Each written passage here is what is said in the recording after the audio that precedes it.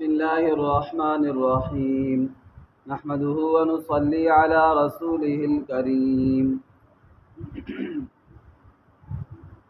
وعن حفصة رضي الله عنها قالت قال رسول الله صلى الله عليه وسلم من أتى عرافا فسأله عن شيء لم يقبل له صلاة 40 ليلة رواہ مسلم۔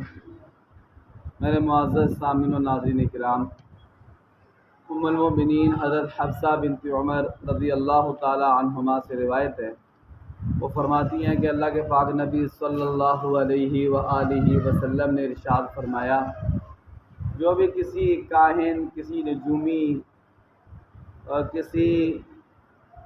نجومی کے پاس گیا غیب کی باتیں معلوم کرنے کے لیے، مثال کے طور پر کہتا ہے کہ میری چوری ہو گئی ہے، مجھے بتائیں چور کون ہے، یا میرا فلاں کوئی چیز بندہ گم ہو گیا ہے، بندہ کدھر ہے۔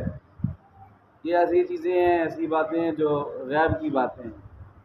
باقی بھی اس طرح اور جن کا تعلق غیب کی باتوں سے ہے، غیب کی باتیں معلوم کرنے کے لیے یا میری قسمت میں کیا لکھا ہے یا میرے ساتھ کیا ہوگا، یہ غیب صرف اور صرف اللہ تعالیٰ کا خاصہ ہے۔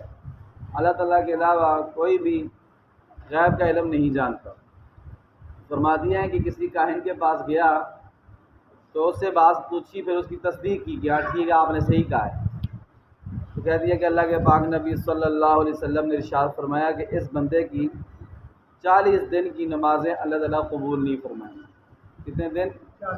40 دن کی اس کی نمازیں قبول نہیں فرمائیں گے، دن اور رات کی جتنی بھی فرض نمازیں اس کی قبول نہیں ہوں گی۔ تو دیکھیں کتنا بڑا ایک گناہ ہے کہ کسی کے پاس جانا غیب کی بات معلوم کرنے کے لیے۔ 40 دن تک فرض نماز ہی اللہ تعالیٰ قبول نہیں فرماتے۔